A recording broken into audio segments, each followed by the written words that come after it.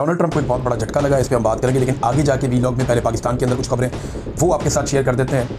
नाज़रीन, जो टाउट है उनकी ज़रूरत बहुत बढ़ गई है और ये एस्टेब्लिशमेंट कर रही है। एस्टेब्लिशमेंट अपने पाँव पे वो कुल्हाड़ा मार रही है कि कल को ये बैठ के रोएंगे कि हमने क्या किया। आज भी एस्टेब्लिशमेंट जनरल याजा हो, जनरल अयूब हो, जनरल ज़िया हो या जनरल मुशर्रफ हो, उसके किए धड़े के ऊपर किसी किस्म का जवाब देने की पोजीशन में नहीं है। और जो कुछ ये आज कर रहे हैं ये उससे भी बहुत ज़्यादा घटिया और बुरे लेवल के ऊपर चले गए। तो टाउटों की जरूरत इतनी बढ़ गई है कि वो अब अवामी शऊर और इज्तिमाई अवामी सोच की तौहीन कर रहे हैं। यानी मिलिट्री एस्टेब्लिशमेंट का पैगाम पहुंचाते हुए एक टाउट ने यह भी कहा कि अवाम से भी गलत फैसले हो जाते हैं और उन्हें नहीं माना जा सकता। यानी अवाम का जो गलत फैसला है ना, वो एक ही गलत फैसला है कि उन्होंने पाकिस्तान की एस्टेब्लिशमेंट को नकेल नहीं डाली। उन्होंने एक भी डिक्टेटर को जूते मार के नहीं निकाला। अगर लितरॉल की होती ना अवाम ने, तो आज मुल्क में सारा कुछ ठीक होता। बस यही एक अवाम से गलती हुई है, बाकी अवाम ने कभी कोई गलत फैसला नहीं किया।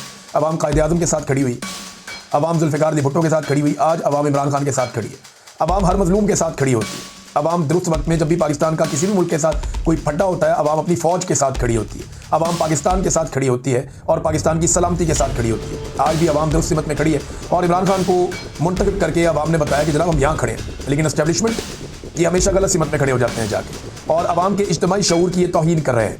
अब टाउटों के जरिए से ये कहलवाया जा रहा है कि जनाब जमहूर का अवाम का फैसला गलत था, लिहाजा हमने अपना फैसला लाकर बंद कमरों में मुसल्लत कर दिया। अब किसी को अच्छा लगता है, लगे नहीं लगता नारे क्यों जी, ये कैसे हो सकता है। और ये एस्टेब्लिशमेंट इस किस्म के टाउटों से जो बयानियां बनवा रही है ना, कल को ये लोग पछताएंगे। अवाम को कई दहाइयों पहले इन नौसरबाजों को पहचान लेना चाहिए था, लेकिन देर हो गया, दुरुस्त हो गया। कम से कम लोगों को अब ये ज़रूर पता है, और चाहे इमरान खान की वजह से पता है, चाहे और बहुत सारे लोग हैं जिनकी वजह से पता है, लेकिन लोगों को पता है कि किसने क्या किया पाकिस्तान के साथ। नाज़रीन, तहरीक तहफ़्फ़ुज़ आईन पाकिस्तान के कायदीन लाहौर पहुँच गए। हुकूमत एक चीज़ में कामयाब रही कि रस्ते में कहीं पर भी हुकूमत ने कोई बड़ा इज्तिमा नहीं होने दिया। रस्ते में जहाँ पर भी रुकने की कोशिश करते थे, गाड़ियाँ तोड़ते थे, धक्के मारते थे, मार कुटाई करते थे, इनको यानी पूरे रास्ते में इनको फेंटा लगाते ये लोग पहुंच गए जैसे तैसे करके लाहौर। अब लाहौर में इनकी एक्टिविटीज़ क्या होंगी ये आपको आने वाले वक्त में पता चल जाएगा, लेकिन फस्तायत का जो एक निज़ाम एस्टेब्लिशमेंट और नवाज शरीफ ने मिलकर बनाया है वो अब नज़र आ रहा है। नवाज शरीफ ने जो पाकिस्तान की सियासत के साथ किया, अपनी सियासत के आगाज़ से लेकर आज तक, उसमें कोई भी ऐसी काबिल फ़ख्र चीज़ नहीं है जिस पर यह ख़ानदान इतरा सके कि ये जमहूरी था या ये जमहूरी रवायात के मुताबिक था। नवाज शरीफ की औलाद भी बिल्कुल नवाज शरीफ के रास्ते पे चल रही है। हुकूमत को ये कामयाबी रही कि उन्होंने कोई भी पॉलिटिकल जो अपोनेंट्स हैं उनको मौका नहीं दिया पूरे रास्ते में कि वो इकट्ठे हो सके, मगर तहरीक तहफ़्फ़ुज़ आईन पाकिस्तान वाले ये कामयाब रहे इस मामले में कि उन्हें बहुत सारे ऐसे मनाजिर मिल गए जो अपोजिशन ढूंढती रहती है कि हमारे ऊपर जुल्म और जबर हो रहा है।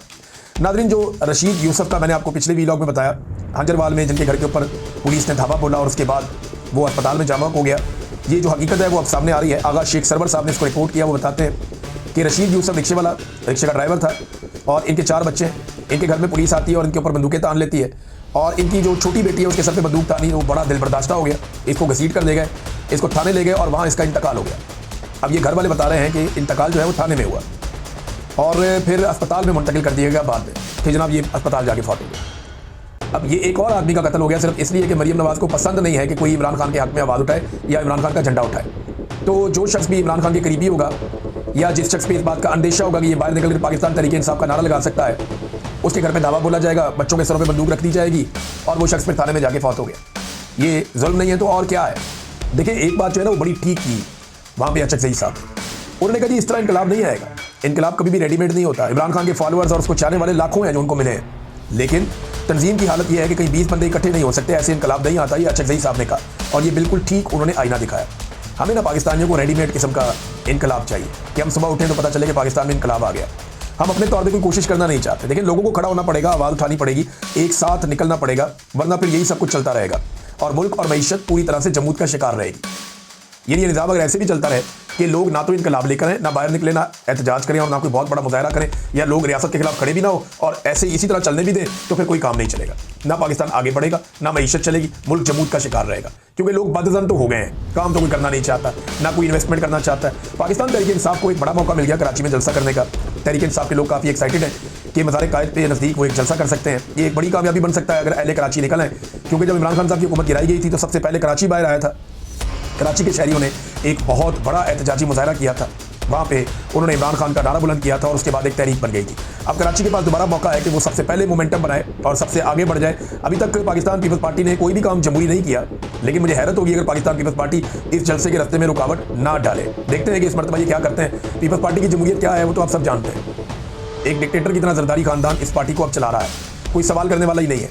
अभी एक वीडियो हम देख रहे थे कादर पटेल साहब की, वो जिस तरह जरदारी साहब को मिले हैं बिल्कुल बहुत नीचे तक पहुँच गए। जैसे वो मिले हैं, पता नहीं अब उसको कोई जवाब दे सकते हैं। 12 इस तरह तो कोई किसी को नहीं मिलता जैसे जरदारी साहब को पटेल साहब मिल रहे थे। तो ये अब एक तरह की डिक्टेटर है जरदारियों की इस पार्टी के अंदर। नादरीन, एस्टैब्लिशमेंट का चैनल है एक, उसका सर्वे आ गया सोशल मीडिया पे, उनका डिजिटल चैनल है। तो मिलिट्री एस्टैब्लिशमेंट ने ना सहाफ़त या डिजिटल मीडिया के मैदान में भी खाची मारी है। यानी फिटे मुँह इस किस्म के सर्वे का। डिजिटल मीडिया को ना ये समझते हैं, ना सोशल मीडिया को समझते हैं, ना इन्हें आइडिया वो कैसे काम करता है। फिर टकेगा इनको समझ नहीं है उसके बारे में। ये सोशल मीडिया को जानते ही नहीं है, नहीं पता ही नहीं है। वो आम आदमी है, वो लॉजिक के ऊपर बात सुनता और करता है। इन्होंने अजीबोगरीब सर्वे कर दिया। सर्वे में एक तरफ कह रहे हैं कि 70% नौजवान बेरोजगारी से परेशान है, 55% नौजवानों ने यह कह दिया कि पिछले साल की निस्बत हमारी माली हालत खराब हो गई है। ये नौजवानों को सर्वे हो रहा है। और फिर साथ ही कह दिया कि नौजवानों में नून लीग की मकबूलियत बढ़ गई है।